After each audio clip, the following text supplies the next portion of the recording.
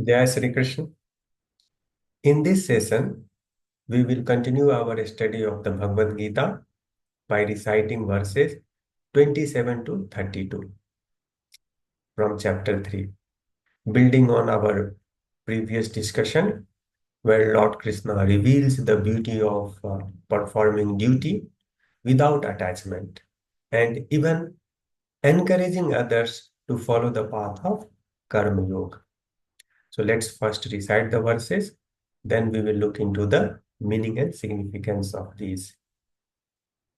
Om Shri Bhagwan Vach Prakirite Kriyamani Gune Karmani Sarvashah Ahankar Vimudhatma Kartaham iti manyate Tattvittu Mahabaho Guna Karma Vibhagayoh Guna Guneshu Varatanta iti matva na sajjate prakiritir guna sammudha sajjante guna karmasu tana kritsna vido mandan kritsna vinna na vichalayet. Lord Krishna unveils how the actions of living being are influenced by body's material constitution. We have material constitution which decides our gunas, and these gunas are satogun, rajogun, and tamogun. The mode of goodness, satogun; mode of passion, rajogun; and mode of ignorance, tamogun. However, due to ignorance and egoism, human beings mistakenly believe themselves to be the doers of these actions, when in fact they are merely acting according to the tendencies driven by these gunas produced by our material constitution. If we observe closely, we notice that individuals differ greatly in their natural inclination, talent, and weaknesses.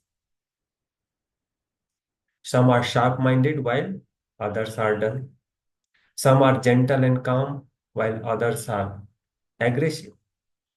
Similarly, individuals may have an innate affection towards particular profession and lifestyle. Some may have an insatiable craving for material comfort while others prefer to live a simple life. All of these tendencies arise from the material constitution, which is responsible for the gunas that we possess. And based on that gunas, our actions are driven. We develop tendencies. Therefore, when a person believes that they are the doer, it is actually the material nature operating through the body that is responsible. So Adhyatma is about understanding this, having this knowledge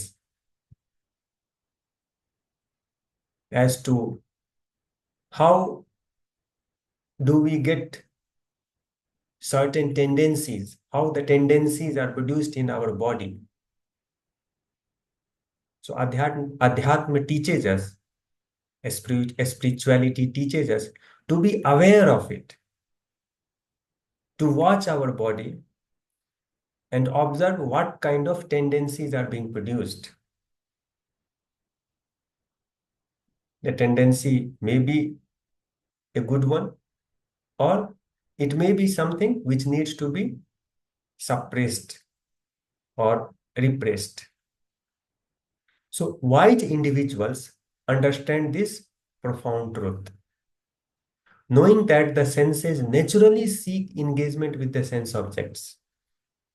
Senses are always looking out for sense objects. We have to understand this. So the wise people, they remain detached. They neither develop attachment nor aversion towards these bodily tendencies or towards the sense objects. Both. Yes. My body is willing to have very tasty food. It's okay. This is body. This kind of tendency will arise. There should not be any struggle. Like why my body is having this kind of craving. It's natural. Be indifferent to it. Neither get attached to it, nor develop aversion or hatred for it. Just keep watching. In contrast, those with limited understanding, they get deluded by their natural tendencies and become attached to sense objects. I'm craving for tasty food. Let me go and get it. So, you are under impression of sensual delusion. You could not suppress it because of lack of awareness. And this is something that adhyat, that spirituality teaches us. So knowledgeable people, being aware that senses will inevitably pursue sense objects, remain undisturbed and focus instead on regulating their tendencies properly so that they do the right action.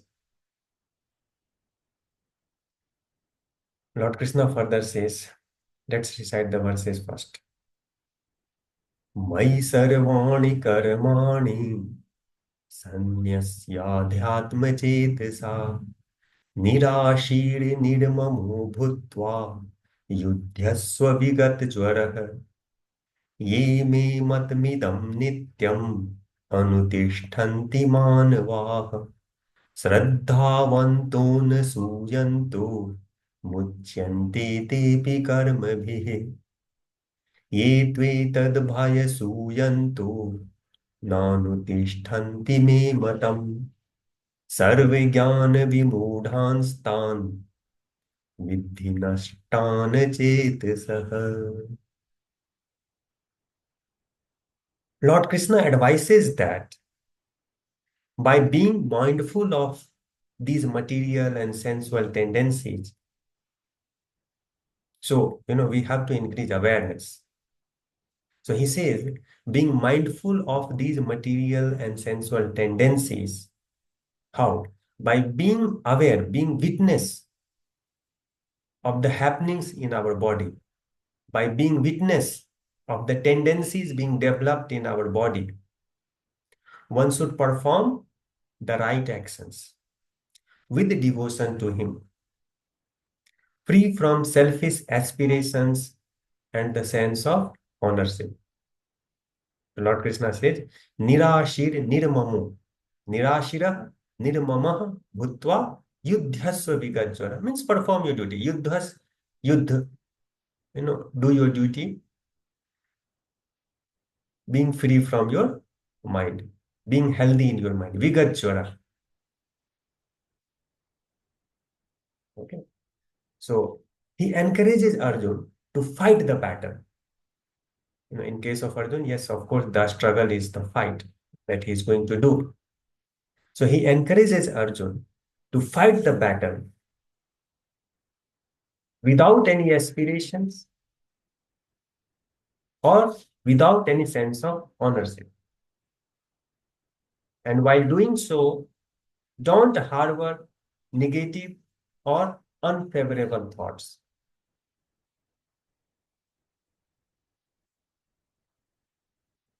Do the fight with a pure heart devoted to duty. Lord Krishna further emphasizes that those who follow his teachings with full faith and without envy are liberated from bondage of their actions. Conversely, those who reject his teachings out of ignorance or arrogance remain trapped in the cycle of delusion, ultimately leading to their ruin. Lord Krishna further talks about the actions arising out of material nature that a living being acquires. We will look into that in our next session. Keep watching. Thank you very much.